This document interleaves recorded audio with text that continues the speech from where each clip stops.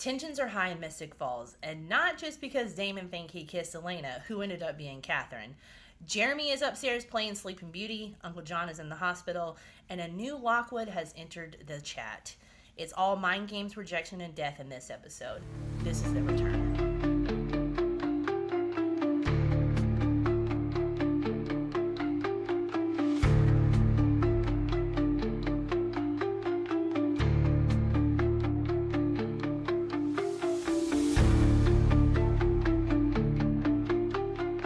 Welcome back. We are here for season 2. Bum, bum, bum. Presley co-hosting with me today and pretty much every day, as you guys know. I've made her my official co-host. Then we also have a special co-host today. This is Little Man. Hi, Little Man. Hi, sweet boy. This is one of my husband and I's recent rescues. We say we're not going to keep him, but we'll see what happens. He's the littlest man. He thinks Katherine's hot, so I told him that he could be on this episode because he knew we were going to talk about her, so I thought that was fair. Tyler's also his mentor. Yeah, him and Tyler, they've been pretty tight for a while. This episode's a lot to unpack. It's very action-packed. A lot of really crazy stuff happens throughout this episode, and I say, let's just get into it. The episode starts where we leave off, the last couple minutes of the season 1 finale. You've got Katherine in the kitchen. She cuts off Uncle John's fingers. I feel like in this moment, she's listening to everything. She's doing that, but she's kind of listening to see what Jeremy's doing upstairs. Mm-hmm. She's kind of listening to the front door. She's preparing herself to be unseen. Yes. You kind of assume that she knows Elena's coming in the door. As I said, there's no way she didn't hear her, like, on the phone.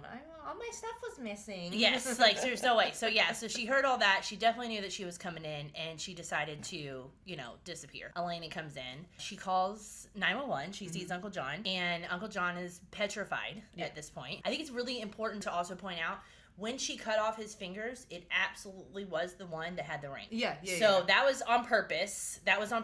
And that kind of plays into later in the next couple of episodes. So that's why I think it's important to bring up the ring, because it is going to be the last time that Uncle John wears it. And when she calls the cops, she says 2104 Medlar Street or Maple Street? Maple Street. Okay. So, yep, I wrote that down too. And 2104 is the actual numbers that is Elena's house. That is Elena's house. Yeah. So, yep, I actually wrote that down too. Just not the street, yeah. 2104 Maple Street. We have a dog named Maple, unintentionally. So I guess she kind of is named after the Vampire Diaries. Wasn't thinking about it. I do love that. And I love that. That shows you the show for continuity purposes would do that. They use the same house number. Later in the series, there's a picket fence we're going to talk about, and they have that up all the time for continuity purposes. But I thought that was great because the number is very prevalent on the door. It's in everyone's photos whenever you come on the tours. I actually didn't know that they didn't use, because in real life, it's Floyd Street. That's the street that the house is on.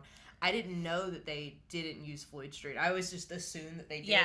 And I had a girl on the tour just 2 weeks ago. I said something about Floyd Street, and she goes, oh my God, the episode where Katherine comes back and Elena calls the cops, she says a different name. Yeah, she says, I agree with you. Throughout the series, any of the times you see the street names on the square, those are the street names. Yeah, so they don't change any of the street. Monticello Street, Jackson Street, or whatever, all of that is on the square. Yeah. So they never changed the square names. It is a little surprising, but I guess for like the homeowner, well, now everybody knows where Elena lives. So there's no keeping that a secret. Siri can tell you where Elena lives. That's how popular it is. Even on Snapchat, if y'all ever come here and you're on Snapchat, if you pull up the location, it says the Gilbert House. The Gilbert House, yes. I think that at the time it was probably to protect the homeowners, but now the homeowners are just they're part of the tour. Well, they didn't expect these crazy people to watch filming and then start a whole tour company. No, I don't think they did either. But after one season, we did. Yeah. We did. Now, Elena quickly is like, oh my God, Jeremy. She goes running upstairs to Jeremy, and Stefan confirms for her that Jeremy's not a vampire. Yeah. I guess whatever happened, something about he took the pills and it probably healed him at the same time. Yeah, he didn't take enough to kill himself, so it just kind of healed what the pills were doing. Yes, and again, there shouldn't have been enough for him to kill himself because they've been taking Elena's pain pills the entire season. So how many did she have? I've brought this up before. Like, how many were there really? When they're doing the whole little, like, look at me, and Stefan's trying to, like, really drill it into him. Stefan goes and oh, I'm sorry, baby. I forgot there's a dog in my lap. But he smacks him, and then in the corner, Elena just goes, Stefan. Yeah. And he's like, you're not a vampire or whatever. And he's like, oh, dang, man. Oh, darn it, I'm not a vampire. And you can tell that he's, like, upset about it. And then Stefan's like, you don't want this life. Like, this is crazy. And then he was also, this is the only time he, like, talked about Anna dying, too. Yes. Because in the last episode, I swear he didn't say anything. He was just like, well, Vicky's gone. Yeah. And I guess Anna's it was gone all, too. Yeah. It was all Vicky. It was Vicky, and now Anna's died. I mean, I'm going to be honest with you. If we could just kind of like pause with Jeremy for a second. I can't say that I blame him for taking the actions that he does. No. I've never had two people that I dated die in the same year. Back to back, yeah. I have no idea. And plus his parents. So his parents die. He finds out his sister's adopted. He finds out about the vampires, so he knows everything about the vampires. Vicky gets killed. Then Anna gets killed. It's been a really rough cycle for Jeremy. Has 100% had it worse than any other character up to this point. And then his girlfriend's vampire boyfriend just smacked the shit out of him. Yes, that too. So and then his vampire brother is trying to like kill him every chance he gets. So like this kid can't get a break. So I honestly, gosh, please don't kill yourselves. You guys reach out for help. But at the same time, I kind of get it. I kind of get what he was like. I just don't do it unless you have vampire blood in your system. Yes, please don't do it unless you have vampire blood in your system. But I'm just saying that, like, if that doesn't send someone over the edge, yeah, you know what I mean. And he's only 16 years old, so his brain's not fully developed. He doesn't even know how to deal with all these emotions. As I say, I wanted to do it at 16 for a lot less. So exactly. Caroline's in surgery, and according to Matt, he goes, "It ain't good, Bond. It ain't good, Bon Bon." I love how in those little moments they call each other by their nicknames. Kind of scary moments where they're like, we actually need to lean on each other. We're friends moments. I think that's really cute. Sheriff Forbes also, while they're in the hospital, explains to Damon that the mayor was affected by the device. He is not a vampire. So obviously we don't know what's going on yet, and I don't want to give stuff away. I think there's been several indications throughout the series of what this family is. I think what bothers me about it is that, and we'll kind of talk about this the next few episodes because there's a new Lockwood that shows up. But I think what bothers me is that Stefan and Damon have been around for this long and they have no inkling about other supernatural things besides witches, and even find themselves making jokes about it. Like, it's impossible. They do make a joke, and they, without spoiling anything, they say it in the joke. Yeah, they do say it in the joke, and it's in the next episode. I think that if you're a vampire, you should believe anything's possible. If it's possible for you to be alive when you're dead, I'm just saying, you should believe anything's possible. Flash forward a few years and get to Legacies, anything is possible. Yeah, that's true. Anything is very, very possible. The originals, too. I mean, there's some scary stuff in the originals that shows up. They're trying to figure out that mystery, right? Elena walks up, and Damon's trying to be like, oh, hey, what about last night, blah, blah. And she's like, what are you talking? Like, she's getting annoyed. She's honestly getting annoyed. I love this scene so much because it's so embarrassing on his part. It is embarrassing. Like, and he's like, "What are you talking about?" Like, what are you talking about? Like, I don't know what you're talking about. And Damon's like, "Hey, we kiss," and she's like, "You're being really annoying. You're getting on my nerves. Like, my friend is in surgery. Yeah. I don't have time to deal with this." He's still not putting two and two together. Okay. So there's a tomb vampire on the loose, or there's a tomb whatever. He's still not putting two and two together until Jenna starts talking, and then things light up, and you see Damon go. You see him like, oh shoot. And so this begs the question, why can't you tell it's a vampire? I'm assuming you're not like freezing like you are on Twilight. No. But there has to be some kind of indication that separates the vampires from the humans. Damon, though. I think he's so lost in his lust for like Elena, his love for Katherine. I think any affection that he can get is fine. I don't think he's thinking too deep into it. He's like, shit, Elena wants to make out with me. Come here, baby girl.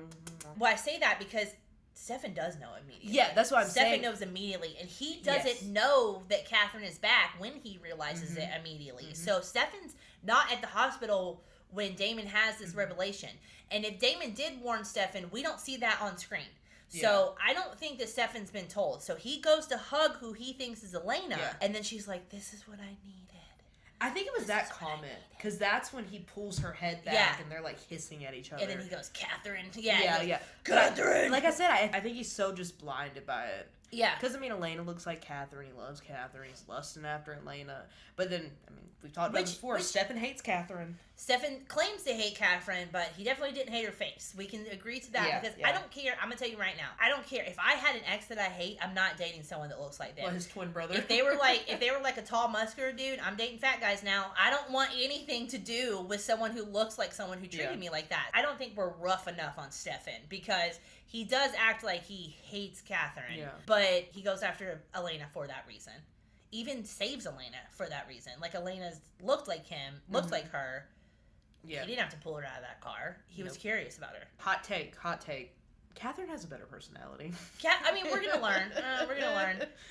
I think that she just like I she's like how been through Katherine, it, and she doesn't. Yeah, she doesn't take anyone's shit. Katherine is only there for herself and nobody else. Yeah, I love that and she's about very her. smart, and she's very smart. She She's is. incredibly smart. So, yeah. Elena tells Jeremy the truth finally, and they realize that she has been invited in. Since no one is dead yet, she must have other plans. In that scene, Damon, because you remember when the pizza guy comes into the house in like the first season, they're like, gotta kill him. He's been invited in. Gotta kill him, yeah. And then Damon looks at Elena and goes, you gotta move. Like, you're just gonna have to move out of the you're house. He's like, we're not gonna be able to kill her. We're not killing her. You're gonna have to move. A little different. But you know, the pizza guy, I think, was kind of old too. Was he? Was he a tomb vampire, or was he someone she turned? I think he was somebody she turned. Yeah, I don't remember. I can't remember. I can't remember either. But either way, he was like, you're gonna have to move. Even in that moment, Damon still has questions for Katherine. So I don't think he's gonna let anyone just kill her, even if that is the right move. Better get packing. You better get packing, because I still have to figure some things out. Yeah. And I'm not saying that he doesn't deserve these answers. You know, he waited all this time. He did all this. She knew he was alive. All of this stuff. Like, I do feel like, since it is her fault they turned, she's the one that put her blood in their system and did all that stuff. He turned because he wanted to be with her. She knew that's why he was turning. I feel like Katherine should at least tell him why. And she's gonna. We're gonna get to that. Then Damon admits that he kissed who he thought was Elena. Stefan does not look too happy about it. And he kind of goes after Damon. And Elena tells Damon, I wouldn't kiss you. And he's kind of butthurt about it. And Elena says, we don't have time for this. Then Stefan like gets in his face and he goes, later. And then Damon does he's like, later. Which I wish they would have shown that later. Shirts off, then like wrestling. Yeah. Honestly, at that point, Stefan may have drank human blood just to have this drink to take him out. There should have been like a Vampire Diaries Patreon where you can see like right. Someone's gonna do that with AI. We shouldn't encourage that at all. That whole thing was really crazy though, because I still go back to the last episode when Damon goes on his apology tour and then ends it with kissing Elena. Y'all, I need my Damon fans to buckle up with me, because I'm trying to be nice about Damon right now. These next few episodes are probably when I dislike him the most throughout the whole series. Which is really rough for me to like have a kind word about him right now. Well, it's kind of fun that you hate him so much in these few episodes, but a lot of people, this is like where they start to really lean towards Damon, because they're like, oh, he cares. But I'm kind of in between. We do finally start to see some character development with him coming, and we have seen it. I thought at the end of season 1 we were gonna see like character development, and that he did what he did. It's there, but it's not. He's not ready to be like full not an asshole yet. They started talking about Isabel, and I wrote down, I hated Stefan calling Isabel her mother. Like, I know that it's her mother, but like, why? Don't call it your mother. No, your incubator, your whatever you need to call her, your birth mom, or something like that. But the way he said your mother, it just bothered me, and I know it's like something tiny that no one else would think about. But real parents' name, Miranda, right? That's Miranda and Grayson. Miranda and Grayson. Yeah. Then Damon's like, I'm just gonna ignore the bitch, and when she comes out, we'll take her out, which I think is BS. Okay. He's not going to ignore the bitch. He's not going to ignore Katherine. If we ignore her, it'll lure her out. Yeah. Or she ignored you for 145 years. If she don't want to be found, she's not going to be found. Yeah, that's my thing. Katherine is... She's sneaky. She's a sneaky snake in the night. And she knows what she's doing. More power to her. She's a feminist. She is a little bit of a feminist. She is. We do like her. We're going to ask her to run for mayor. No way this man doesn't have questions. That's what I wrote down. There's no way this man doesn't have questions. Caroline gets a little smooch from Matt. Bonnie's crying, and they're both just happy that she's alive and well. Like, everybody's just really excited. Caroline comes out of surgery. Everything's good for now, right? Carol and the sheriff are arguing, and Damon kind of remains the middleman in this argument. They're trying to figure out why her husband was down there. She doesn't understand. Carol doesn't understand how he ended up down there, how he ended up dead. Damon obviously can't say he was down there and that Uncle John was the one that killed him. And Uncle John was part of the reason he got dragged down there. And why didn't Uncle John have questions about why the mayor was down there? That's because he got his hand cut off. He didn't have time to have questions about... but he's part of the council, and he saw the mayor down there, well, so... I really like how Sheriff Forbes is with Carol right now, because I think it was a couple of scenes before this one, but she's talking to Damon, and she's like, I feel so bad for Carol. Like, I don't know what to do. Yeah. And she's, like, crying. I really like that about it. I mean, I agree, though. I also feel very bad Yeah. for Carol because it's confusing because now you know your husband's dead and he had a secret. I wish Tyler would tell her, too, like, hey, something was, going on. I could hear that, too. Yeah, and, like, that's why we got in the red. I also wish that he would say something to his mom as well because he makes the one comment about, do you hear that noise? And then Rex, but no one brings it back up. No one brings back up that the device affected him as well. We see in this episode, Damon's going to start tracking and keeping an eye on Uncle Mason. Yeah. Which we're going to get to. He's about to show up. He doesn't do that with Tyler. Tyler is his son, and he doesn't question him or try to follow him around or try to figure out, like, if he knows anything about a family secret. Well, I think he knows that he doesn't know. You know what I mean? I'm pretty sure he's probably like, But then Uncle Mason, he gives you that vibe right off the bat that, like, something is not... In a few scenes before this, that's when Mason shows up. And then Sheriff Forbes says, oh, he'd rather be, like, catching waves in California. He doesn't want nothing to do with the council. Right. But he knows about it. He does know about the council. You're right. And when they're in the middle of this conversation is when he rolls up. So they're all at the house because this is the little wait for the mayor. So a bunch of people are at the house, but the three of them are talking. Uncle Mason rolls up. Elena and Stefan go and meet Uncle John. They have questions about Katherine. Stefan is like, hey, answer these questions, bruh. And Elena hands him back the ring. Stefan gets serious with Uncle John. There's a couple of scenes in the next couple of episodes where Stefan really sticks out as far as, like, being the hero, being the tough guy, being the one to protect the girls. And this is one of those moments. Basically, Uncle John says to him, you should also be dead. Yeah. He's like, I don't talk directly to Katherine. I don't know what her plans are. You're pretty much gross as fuck. Get out of here, is what he's saying. If my daughter wants to associate herself with y'all, then I want nothing to do with you. Also, stop calling her your daughter. So let's do that. And Elena's like, all right. So Elena walks out and Stefan goes, I'm right behind you or whatever it is. Goes over there, shoves his blood in Uncle John's mouth. It's awesome. Like, well, now if you die, you get to be me. And in that part where he's like, timer starts now. So good. So good. So hot. I love seeing the little mean girl side of Stefan. Like, it is so good to see the protective side of him come out.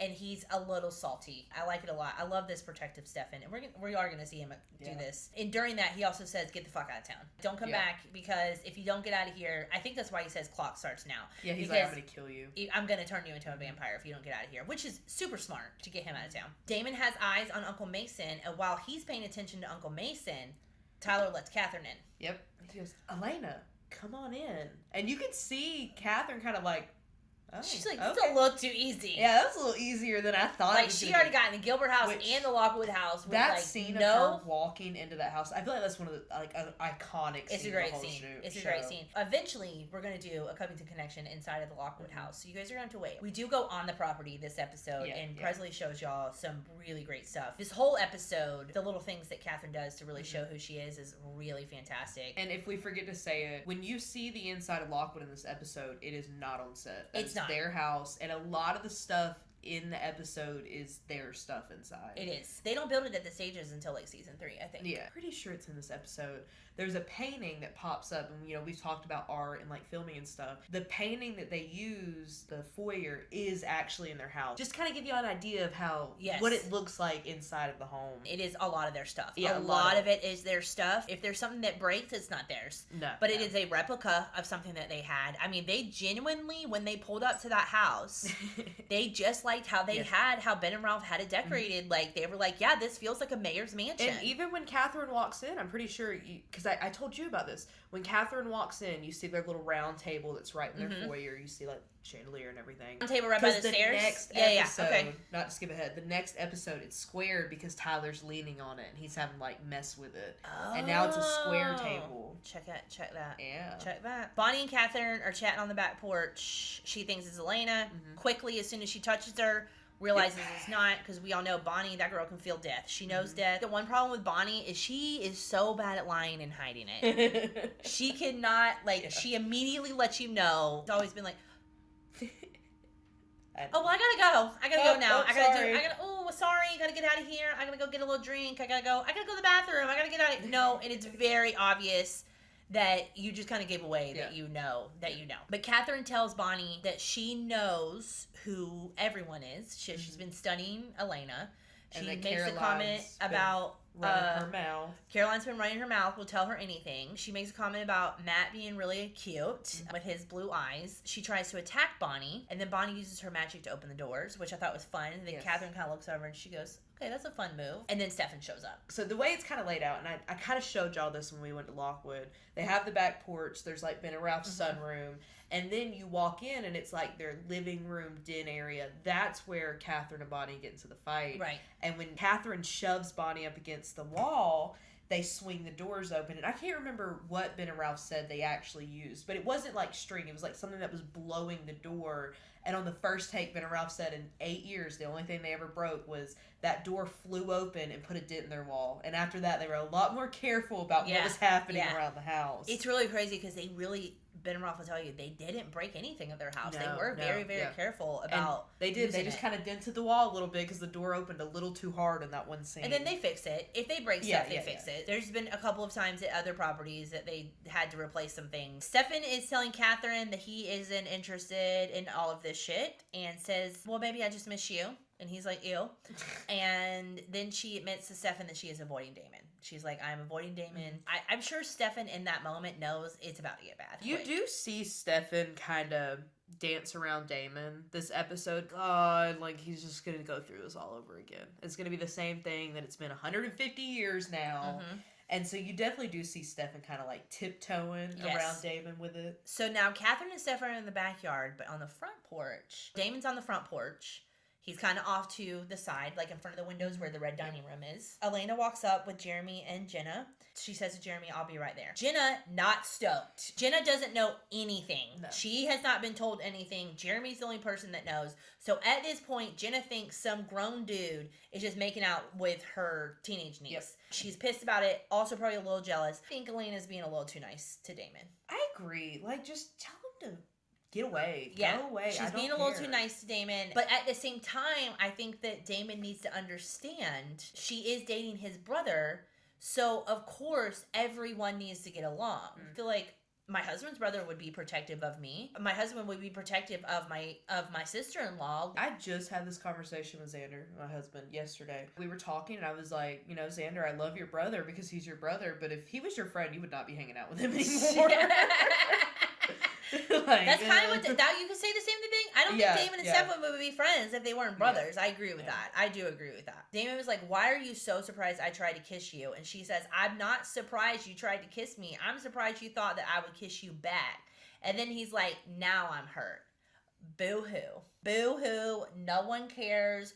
Go whine about it. Go find another woman in another town. Damon, why are you still here? Yeah, why is he like... That is your brother's girlfriend. I don't understand why he's so caught up on this. I think right here... He's like a chronic cheater. Yeah, I feel like right here in the series, this is where I wish that even if it was not another Caroline situation, because I didn't like Damon and Caroline situation, but I do wish Damon just had a little toy to play with. Like, I wish that he just had a little casual, casual, something, whatever. He wants what he can't have. Jeremy tries to comfort Tyler, and Tyler's like not into this bromance at all.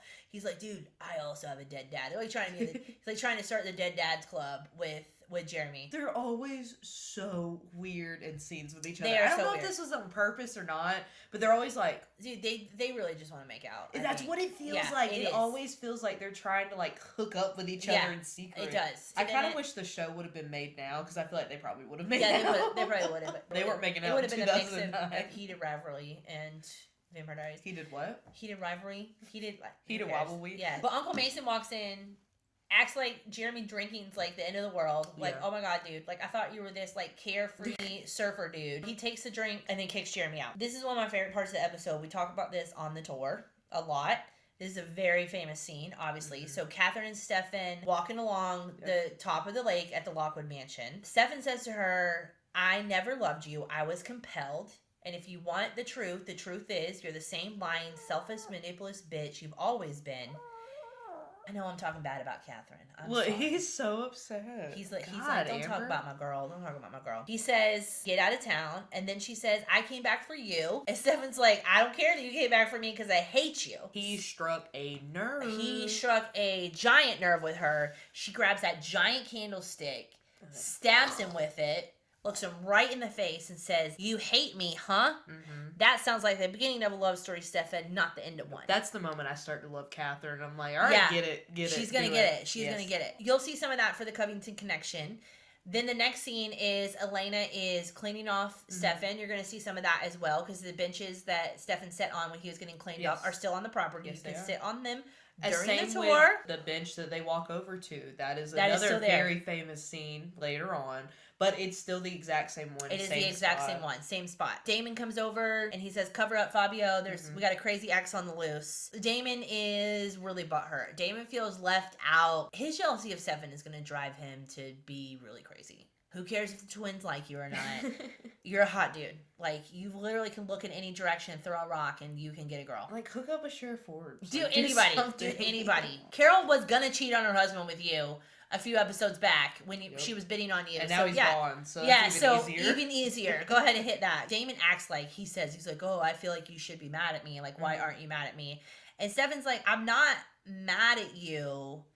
He was like, it's more that I'm just glad you feel something. He's like, now that I've had time to think about it, I'm just glad that you feel something. Fast forward, Jeremy walks down and Uncle John is leaving. He basically tries to explain to him that he was taught to hate the vampires. He was like, I've never... It sounds a lot...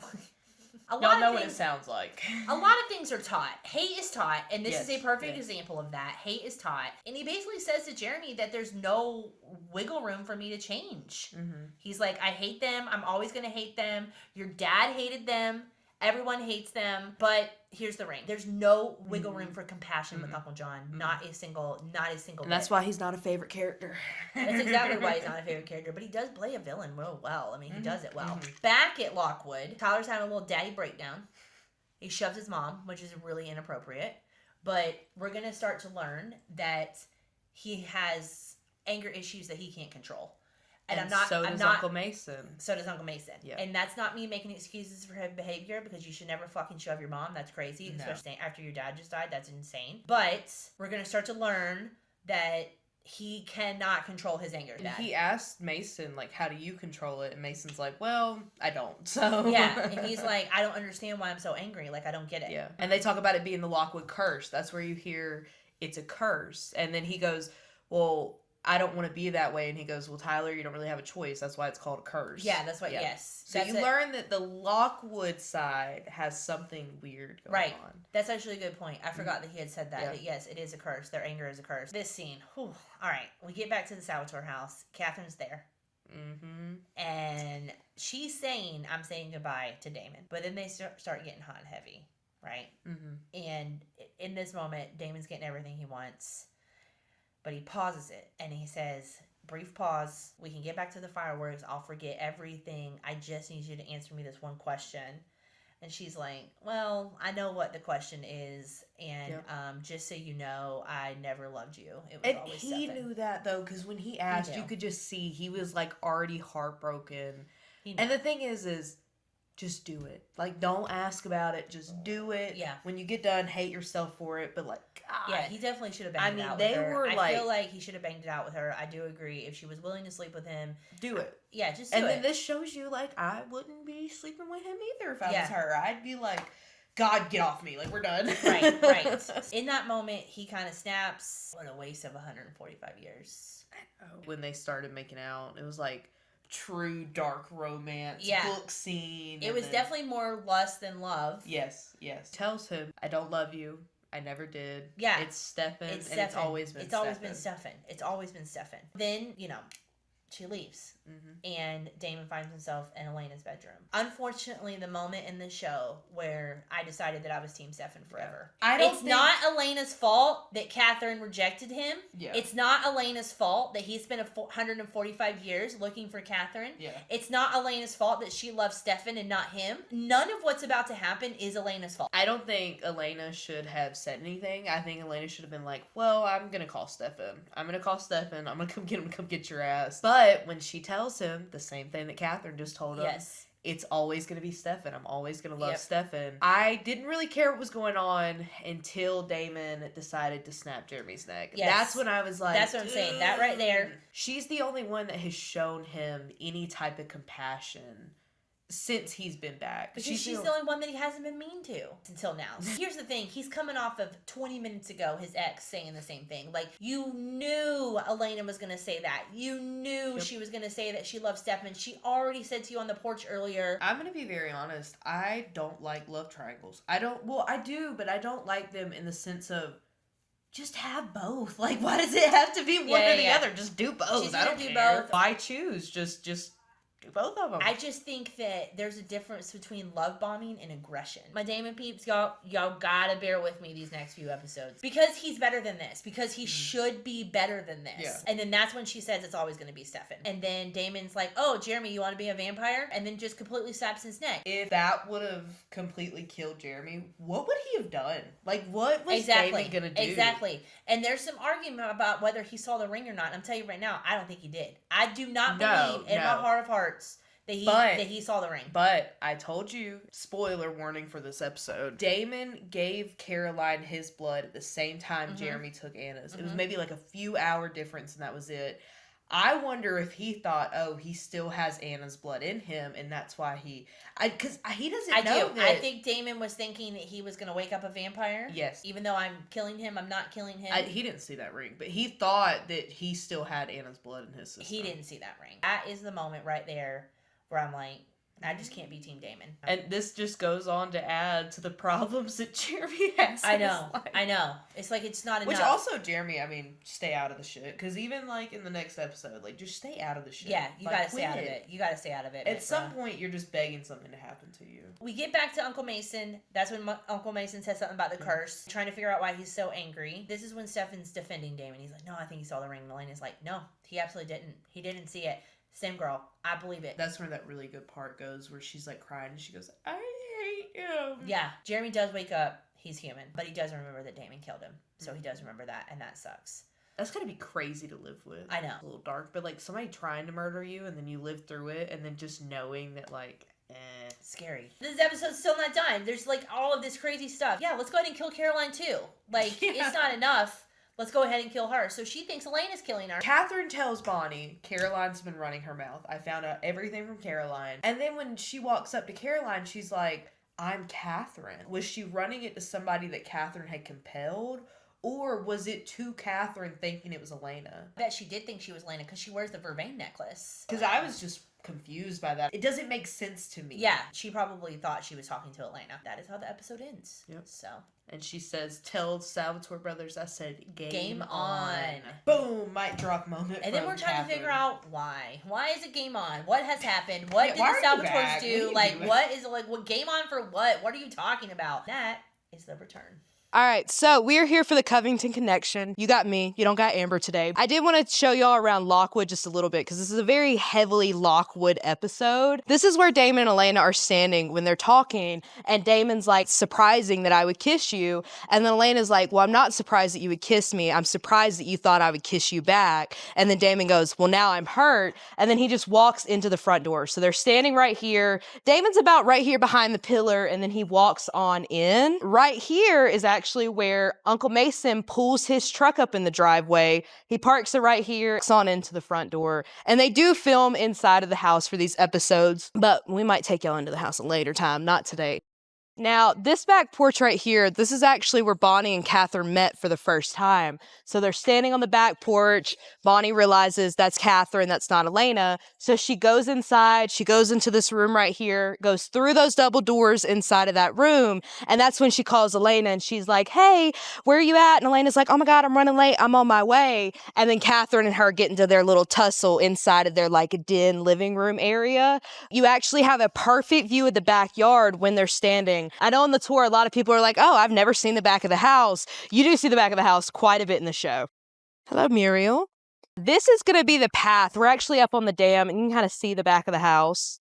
This is going to be the path that Katherine and Stefan are walking in the episode. So they're walking and walking and walking. They get right here, they're talking. Stefan's standing on this side, Katherine's standing right there. And he's basically telling her, you're crazy and I want nothing to do with you. So Katherine picks up the candlestick holder, stabs him in the gut, and says, well, you know what, Stefan, this sounds like the beginning of a love story and not the end of one. They had little candlestick holders. And if you go back and watch the episode, you can definitely tell there was a tree right here when they were filming. And then the camera was kind of set up down here.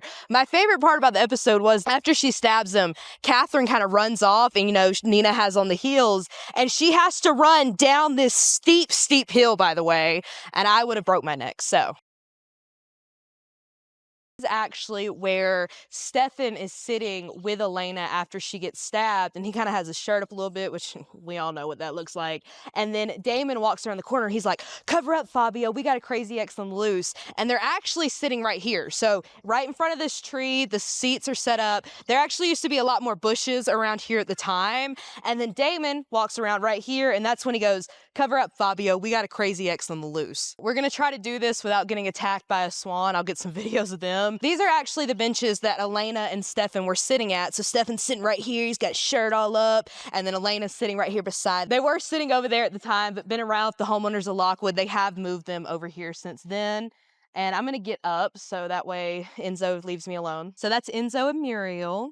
Enzo's in front with a feather sticking out his butt, and then Muriel's right behind him. And Muriel is actually the swan that we were talking about in season 1, episode 4. She's the gray baby that does a dive into the pond, and she's about 16 years old now.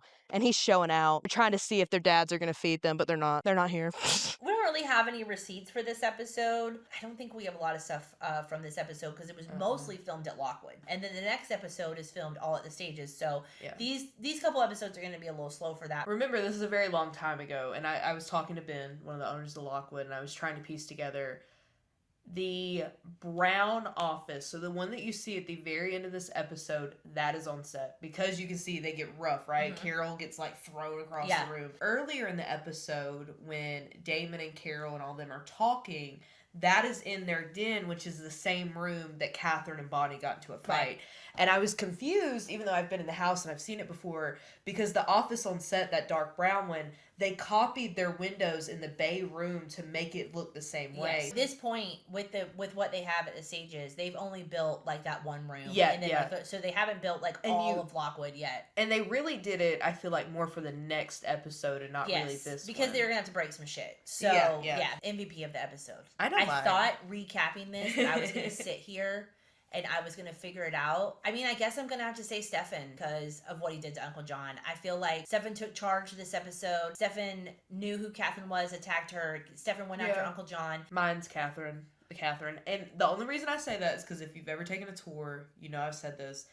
When Katherine comes in, this show starts. I mean, Katherine brings all of this stuff in. She's so drama-worthy. And that's what I love. Knowing that this is the first episode, Katherine comes back. She's already started all this shit, by the way. Yeah, and I think that we have a little bit more of a budget starting season 2 because season 1 did really well. Yeah, it's just pretty badass that Nina Dobrev does such a good job playing characters too. And it's so good to the point where you can tell the difference on who it is by looking at it. Yes, even though they look the same, you can always just tell that's Katherine, that's Elena. That's Katherine, that's Elena, yeah. So my MVP is Katherine. She does she does do a good job. Quote of the episode. I just loved when Damon said, to risk another frown line encroaching on a very crowded forehead, we kissed. I thought it was so funny. Damon's great for the humor. Did he tell her when they're sitting in the salvatore living room, he's like, don't frown, it's not flattering on a woman your age, and she's like, damn, okay. Yeah, she's rude. Rude. Ouch. Mine was, I have two. You hate me, Stefan. That sounds like the beginning of a love story, not the end of one. Mm-hmm. That, obviously, I talk about that every day. And then my other one was, the truth is, I've never loved you. It was always Stefan. That was really... And was that Elena and Katherine? That was Katherine. Okay. That was when Katherine and him were talking, and I was like, damn. It's rough. It just felt like it hurt. It did sting a little. Even the way she stung for the audience too. It stung for the audience too. The way she delivered the line was also just so good. Yeah, it was great. It was great. All right, the return sent us on a roller coaster of emotions. The same way Katherine did Damon with that hardcore rejection, y'all. That's Jeremy's neck's been snapped. Caroline's been smothered by a pillow, and there's 2 Elenas running around. I don't know about y'all, but we're dying to figure out what Katherine's next play is. Are we going to get the answers in episode 2, Brave New World? We're headed to another carnival in Mystic Falls. Matt Donovan's got big feelings in this episode. Uncle Mason has a strong arm, and we're going to see Bonnie get mad. Make sure you guys use hashtag Bloodlines and Backdrops. You know, tell us how you're feeling. Tell us how you're feeling about season 1. Tell us how you felt about this episode. And until then, stay safe, stay vampy, and remember, in Mystic Falls, nothing is ever as it seems.